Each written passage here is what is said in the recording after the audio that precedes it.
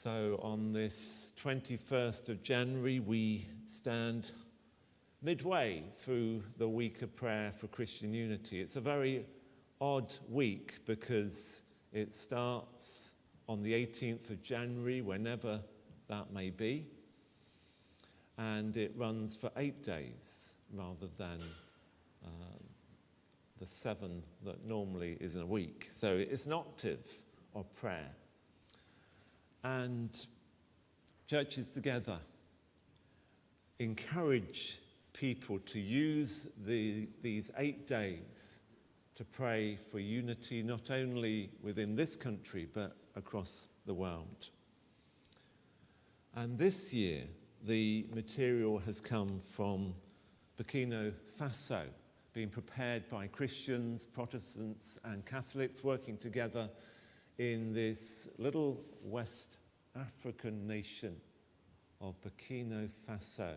Has anyone ever been to Burkina Faso here? Anyone know anyone in Burkina Faso? You've been praying for many years for someone linked to Burkina Faso.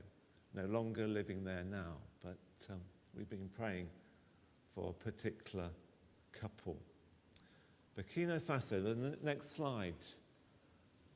They prepared for this material and focused particularly on the story of the Good Samaritan, loving God and loving our neighbour. And the picture that they shared is one of the Massa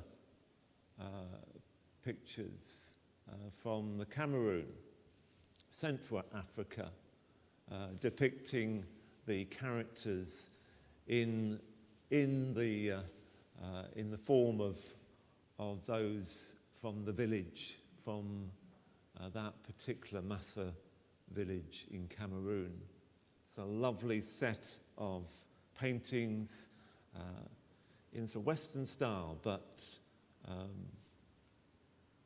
produced by villagers, to link the stories to where they are.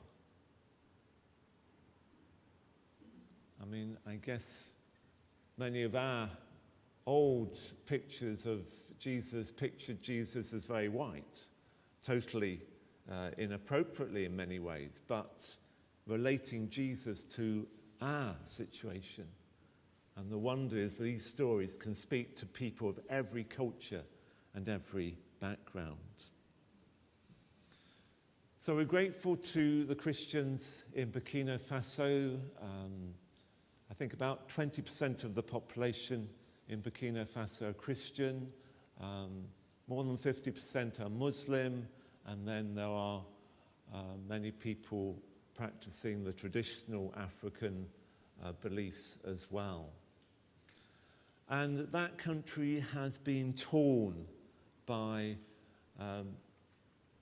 recent years of unrest. They've had a number of terrorist attacks, and the whole country has been destabilized through that. Many churches have been burnt or attacked. Many Christian leaders have been kidnapped or killed. The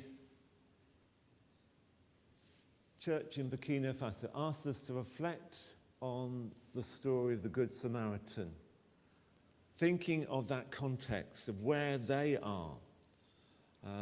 The URC devotions this morning spoke of Burkina Faso as experiencing hell at the moment because of the breakdown. There have been a number of coups and real political instability, and over 2 million people have been displaced from their homes. We think about a few thousand crossing the channel to find refuge here, but the south of that country is receiving 2 million plus people who've had to flee from the north. What does it mean to love our neighbour today. And our link, did anyone think of the link that we have with Burkina Faso, the two people that we've been particularly praying for? The Elliots, that's right, brilliant. Ken and Jocelyn Elliott. I've sort of shared some of the thank you letters and addresses they have given in recent years. They were up in Keswick and spoke very movingly of that experience.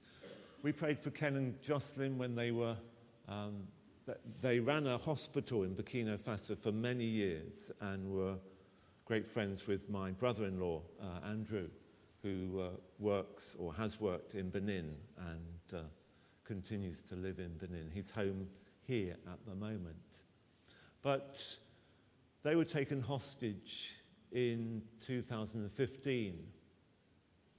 That was just when the troubles were really beginning in Burkina Faso.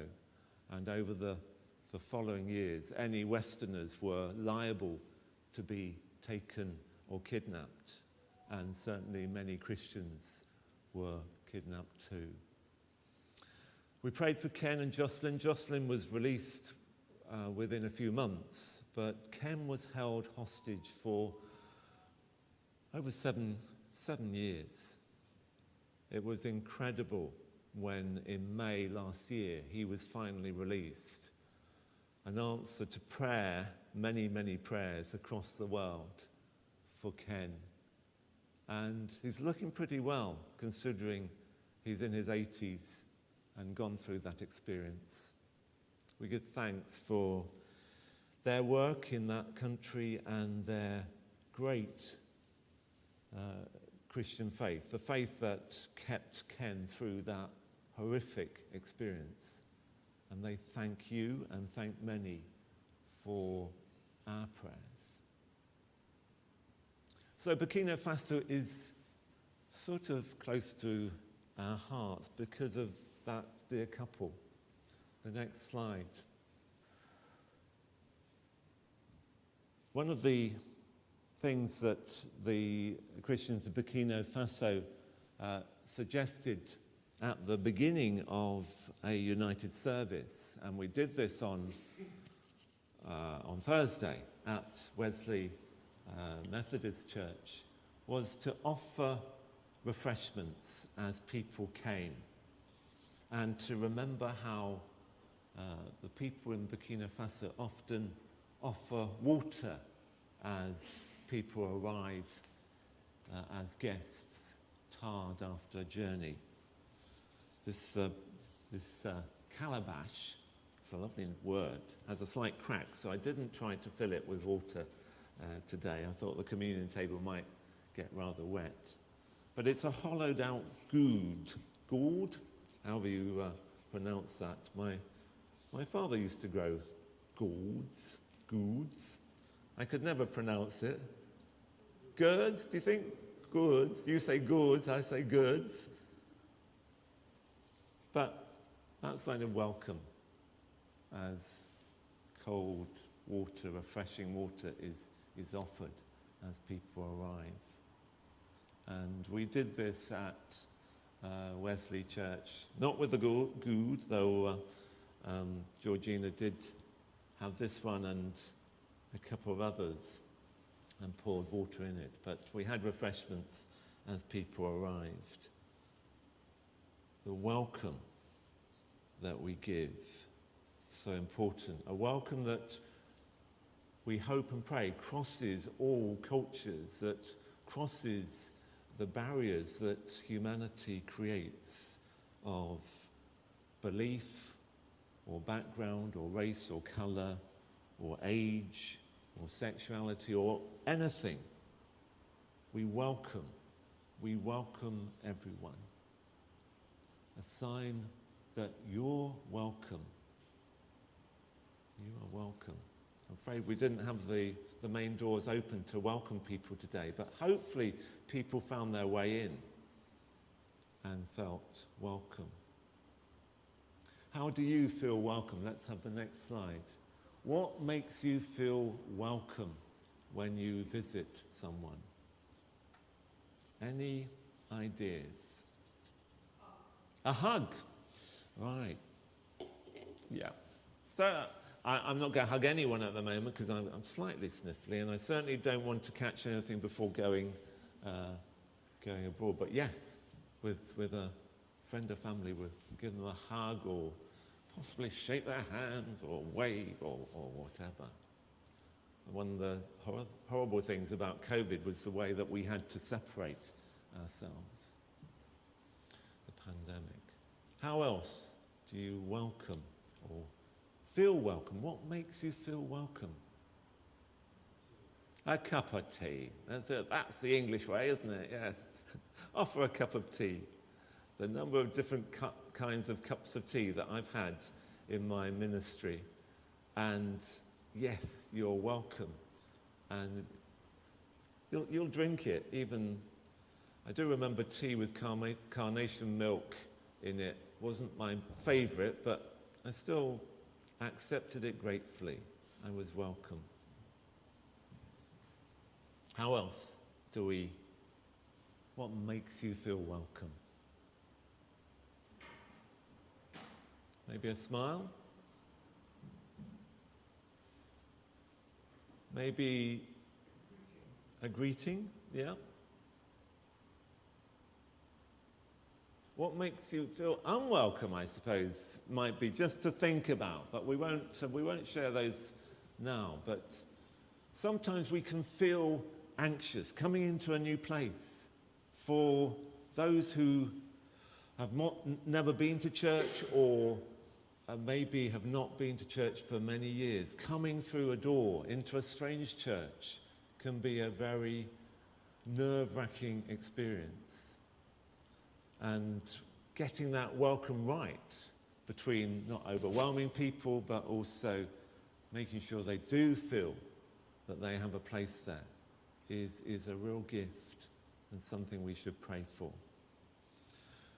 The next slide. How can we help everyone feel welcome here at Trinity? This is something for all of us to think about, not just a welcome team or the elders, but for each one of us. How do we make people not feel overwhelmed, but also feel welcomed and loved, and that they have a place? Think of the people in Burkina Faso and those Christians in the south who are trying to help the many who have come displaced from their homes. The next slide. One of the stories that they invite us to reflect on is the story of Abraham and Sarah when they have visitors